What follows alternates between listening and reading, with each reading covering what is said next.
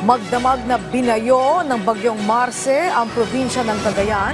Sa lakas ng hangin at ulan, ang ilang evacuees kinailangan pang ilipat sa mas ligtas na lugar. Ang mga kaganapang yan silipin sa sentro ng balita ni Joyce Salamati.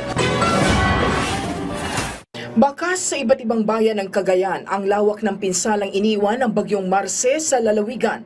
Sa Centro East sa bayan ng Ballesteros, naranasan ang bagsik ng bagyo. Nabasag ang dingding ng isang establishmento, tumaob ang ilang food cart habang nabuwal din ang mga naglalakihang puno. Tumambad din sa mga residente sa Zone 7 sa naturang bayan ang lawak ng pinsalang idinulot ng bagyo kung saan maraming bahay ang nawasak. Hindi rin nakaligtas ang mga puno sa Aparig, Cagayan. Bukod dyan, natuklap pa ang yero ng ilang establishmento dahil sa lakas ng hanging dala ng bagyo. Sa bayan ng Bugay, umabot ng lagpas tuhod ang baha matapos ang walang tigil na pag-ulan. Agad naman nagsagawa ng clearing operation ang mga kinauukulan sa Kapatan Overflow Bridge matapos umapaw ang ilog sa bahaging ito kahapon. Sa bayan ng Claveria, nasira ang covered walk ng isang paaralan sa Barangay Santiago. Bago ito, magdamag na nanalasa ang bagyong Marce sa buong lalawigan, kung saan binaha ang buong bayan ng Santa Teresita matapos ang walang tigil na pag-ulang dala ng bagyo.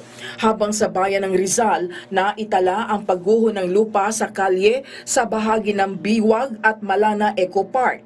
Ang mga bakwit sa Pamplona kinakailangang ilipat sa mas ligtas na lugar dahil kahit ang municipal gymnasium ay hindi rin nakaligtas sa lakas ng hangin at pag-ulan. Sa Santa Ana naman, nagsitumbahan ang mga istante ng paninda sa isang establishmento kahit ang team ng DOST Pag-asa na nakadeploy para mag-monitor sa bagyo sa Gonzaga, naranasan din ang hagupit ng bagyo sa naturang bayan.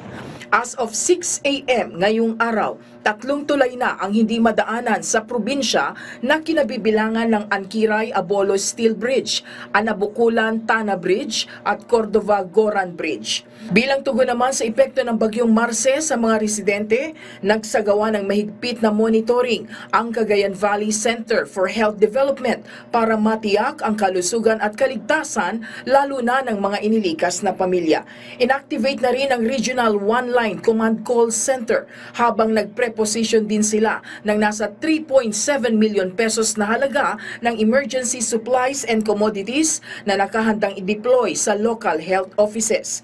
Kinabibilangan ito ng hygiene kits at mga gamot bilang pagsuporta sa isinasagawang relief efforts. Pagtitiyak ng pamahalaan, patuloy na aagapay sa ating mga kababayan hanggang sa makabangon ang mga komunidad sa dagok na iniwan ng sunod-sunod na kalamidad.